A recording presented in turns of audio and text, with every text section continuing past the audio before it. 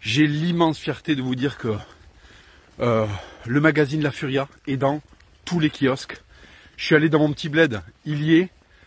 Vous savez, Laura Magnier, à qui on doit tout ce beau travail, eh ben, dans son petit village des Pyrénées, vraiment perdu au milieu des montagnes, il y est aussi. Il est à Paris, il est à Toulouse, il est partout. Et je peux vous garantir que ça, c'est une énorme PLS pour la gauche. Parce que souvent, il y a des enculés qui nous disent « Ouais, qu'est-ce que vous faites de concret, gna gna gna ?» Ben ça, c'est concret. Ça, c'est du concret. Ça, c'est un travail concret pour aller chercher dans les milieux de gauche et dans les chasses gardées commerciales de la gauche, aller imposer un peu des idées droites. Donc, je peux vous garantir, ils en parleront pas, hein, la presse subventionnée n'en parlera pas, mais je peux vous garantir que c'est une énorme PLS parce que en fait, là, on vient vraiment dans un monde qui leur était réservé. Il fallait être poli pour rentrer dans ce monde-là. Il fallait être bien lisse. Et nous, on débarque avec des randios, on met des coups de latte dans les portes. C'est les années 80, il y a des gifles. Qu'est-ce qui se passe? Voilà, donc ça aussi, c'est une manière de dire à tous les enculés qui disent « Ouais, gna gna gna, les influenceurs, qu'est-ce que vous faites? Qu'est-ce que vous faites ?» Il n'y a jamais rien de concret. Eh ben ça me paraît être bien concret. Ça me paraît être du sacrément concret, puisque on a matérialisé un média. C'est pas facile, on se rend pas compte le travail qui a été fourni par les équipes de La Furia, et notamment par Laura Magnier. Qui a fait un boulot énorme. Je vous garantis que c'est énorme en France, sans subvention, de pouvoir débarquer dans les kiosques, d'être vraiment partout, avec un truc de qualité qui a pas baissé son froc, avec des auteurs qui normalement sont presque interdits, quoi. Donc si vous voulez, là, c'est une gifle au gauchisme, mais vous rendez pas compte, en fait.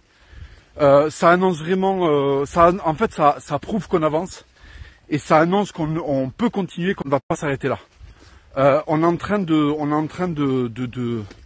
On va pas la gagner comme ça, mais on est quand même en train de sacrément avancer sur cette guerre avec le gauchisme, sur cette guerre du média, cette guerre culturelle. Il faut continuer, il faut s'accrocher. Et comme je veux pas finir sur une note sur les rageux, parce qu'au final les rageux, bon ben ils rageront toujours et ils branleraient de leur vie, je voulais surtout remercier les actifs, ceux qui ont été actifs là-dedans, ceux qui ont été autre chose que des spectateurs passifs et qui nous ont aidés à réaliser ce projet, qui ont pris leurs abonnements, qui ont soutenu l'initiative. Eh ben l'initiative elle est concrète. On n'a pas tardé 1 an et demi à la faire.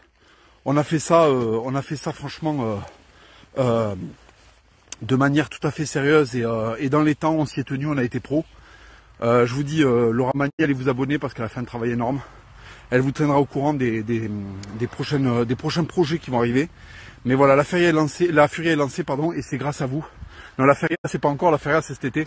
Mais tout ça c'est grâce à vous, je voulais vous remercier. Merci à tous ceux qui ont pris leur abonnement et qui ont joué. Vous imaginez là chez Libération, chez Mediapart, qui tournent avec des subventions qui ne sont pas lues, qui sont des journaux complètement has-been 68 arts. Vous imaginez la PLS pour eux, de voir qu'à droite aussi on peut venir faire quelque chose d'extrêmement provoquant comme seuls eux avaient le droit de le faire, parce qu'au final, il n'y avait pas de Charlie Hebdo de droite en fait. On n'a pas le droit de faire du Charlie Hebdo de droite. Et oui, parce qu'après il y a une armée d'avocats qui vous tombe dessus. Eh ben nous on le fait. On le fait, pourquoi on le fait? Parce qu'en fait l'ambiance est en train de changer. La gauche elle est plus aussi à l'aise, ils sont plus aussi sûrs de pouvoir nous coincer. Et s'il y a des condamnations séparées, on continuera en fait. On continuera. Voilà, maintenant c'est un match à mort. Il n'y a pas la cloche qui dit quand c'est fini. Ce qui dit quand c'est fini, c'est quand ton cerveau en fait il a tellement été embouilli contre les parois de ton crâne que ça y est, tu t'écroules. Ça va être ça la fin du round. Voilà. Et c'est pas prêt de s'arrêter. Et on a des patates en stock. Donc les gauchos, c'est pas